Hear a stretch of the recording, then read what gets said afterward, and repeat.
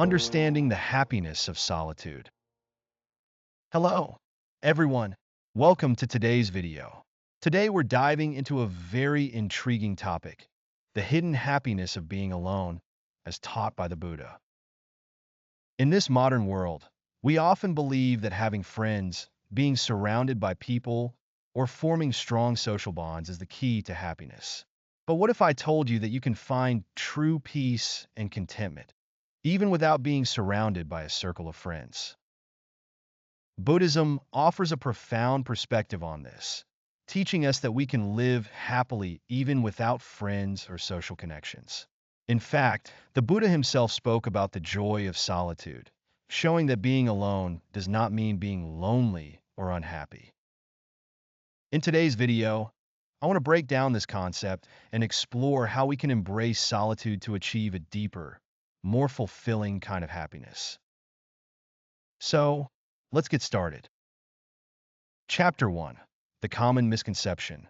Being alone is unhappy. For many people, the idea of being alone can bring discomfort or even fear. We've all been taught that friends are essential for a happy life.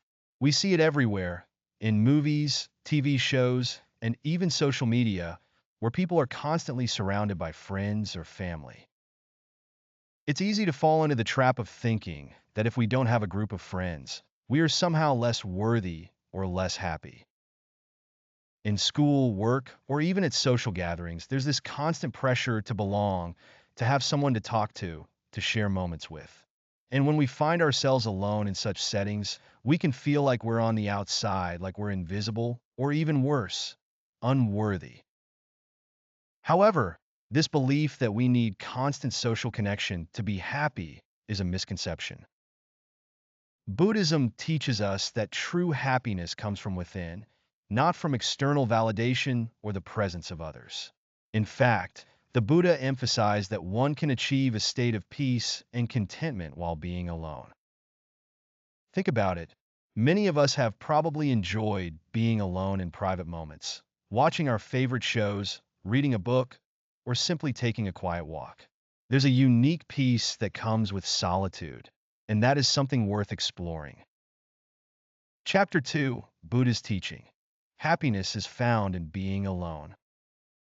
One of the core teachings of Buddhism is that true happiness is not dependent on other people.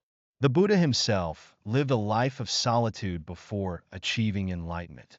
He spent years meditating alone, away from distractions and societal pressures, until he achieved the state of nirvana. The Buddha's journey shows us that happiness is not something that comes from having others around you, but rather from understanding and embracing your own mind, emotions, and thoughts. The Buddha's famous quote, "One should live alone, without attachment, like a rhinoceros horn," speaks to the value of solitude and spiritual growth.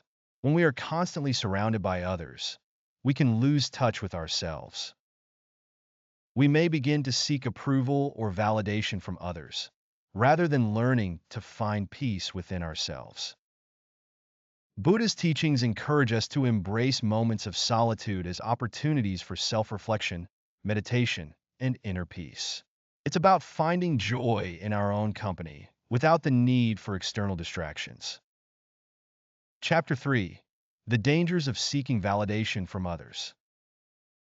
In our society, there's a constant pressure to belong. Whether it's in school, at work, or even on social media, many people seek validation from their peers. We want others to approve of us, to make us feel important, or to boost our self-esteem. But when we rely too much on others for validation, we set ourselves up for disappointment. The truth is, no one can provide us with the lasting happiness and contentment that we seek. Only we have the power to cultivate that happiness within ourselves. If we constantly seek approval from others, we may end up feeling disconnected or isolated, even in a crowd. Buddhism teaches us that the key to happiness is learning to let go of our attachments, whether it's to people, places, or material possessions. We must cultivate self-reliance and find peace within ourselves. When we can truly enjoy our own company, We no longer need the approval of others to feel fulfilled. Solitude becomes a source of strength, not weakness. Chapter 4. Finding Peace in Solitude, the Buddhist Way. So, how can we begin to embrace solitude and find happiness in it? The first step is to stop fearing loneliness. Many people are afraid of being alone because they associate it with feelings of isolation, emptiness, or sadness. But these feelings are often rooted in the belief that we need others to feel whole. Buddhism teaches us that we are already whole, just as we are. Solitude is a powerful tool for self-discovery. It's in these quiet moments that we can connect with our inner selves and reflect on our true nature. Here are some practical steps you can take to start finding peace in solitude. Practice meditation. Meditation is a key practice in Buddhism, and it's an excellent way to embrace solitude.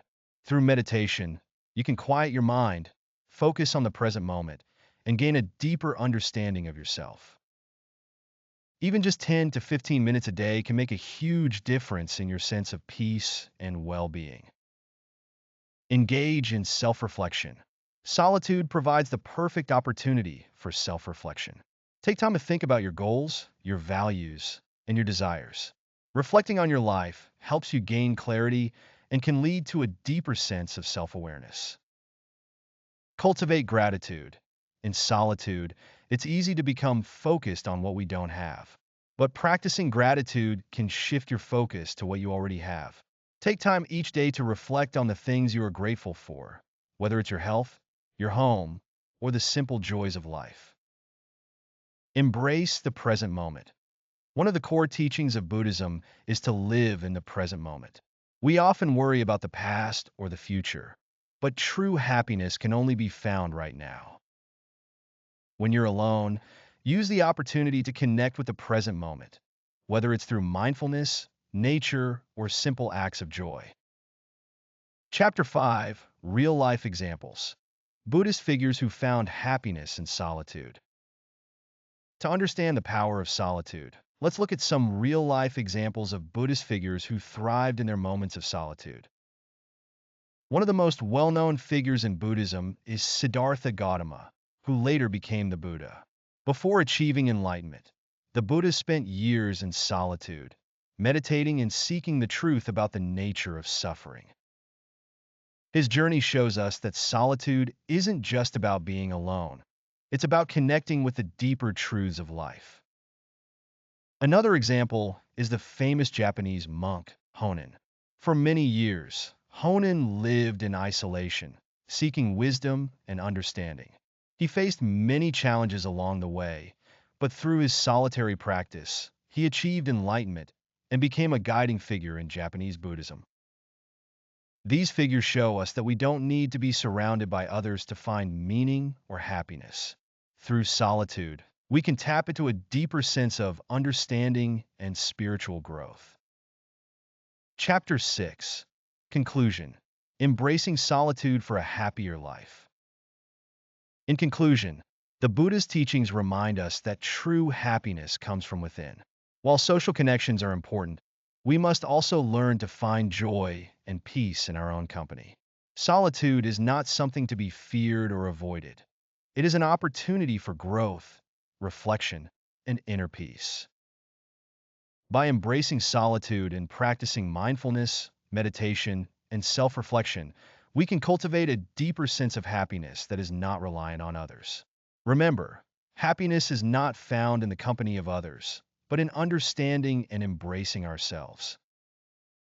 So, the next time you find yourself alone, take a deep breath and remember that this is your time to connect with your true self. Embrace the solitude and let it guide you to a deeper, more fulfilling happiness. Thank you for watching, and I hope today's video has inspired you to see solitude in a new light. Don't forget to like, comment, and subscribe for more insights into Buddhist teachings and how they can transform your life. Until next time, stay peaceful and stay mindful.